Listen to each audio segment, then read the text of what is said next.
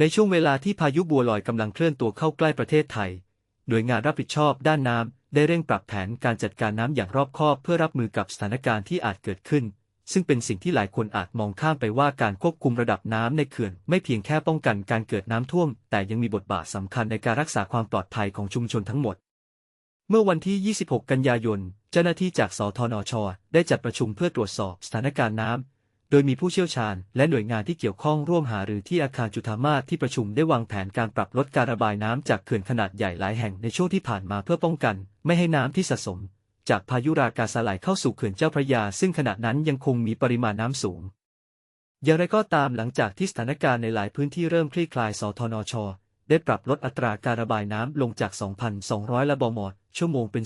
2,100 ละบม.ชั่วโมงพร้อมกับประสานงานกับกรมอุตุนิยมวิทยาที่คาดการณ์ว่าพายุบัวลอยอาจส่งผลให้มีฝนตกหนักในภาคเหนือและภาคตะวันออกเฉียงเหนือของไทยในช่วงปลายเดือนนี้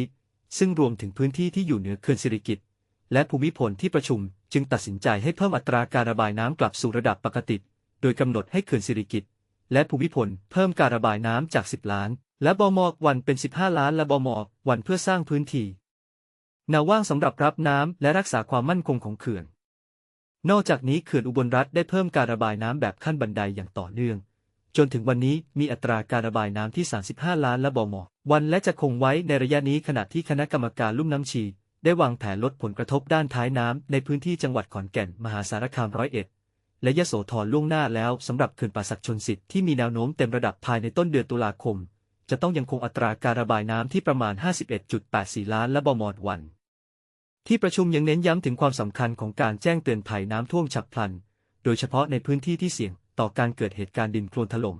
ซึ่งสทนช.ได้ประสานงานกับผู้ว่าราชการจังหวัดและหน่วยงานที่เกี่ยวข้องเพื่อสนับสนุนข้อมูลและเครื่องมือที่ท้องถิ่นและประชาชนสามารถใช้ได้ตั้งแต่การติดตามสถานการณ์ฝนเหนือเขื่อนเจ้าพระยาจนถึงการเพิ่มการระบายน้ำไปทางฝั่งตะวันออกและตะวันตกของเขื่อนเพื่อลดระดับน้ำในพื้นที่ที่เสี่ยงเช่นจังหวัดชัยนาทและอุทัยธานีจนกว่าจะกลับสู่ภาวะปกติ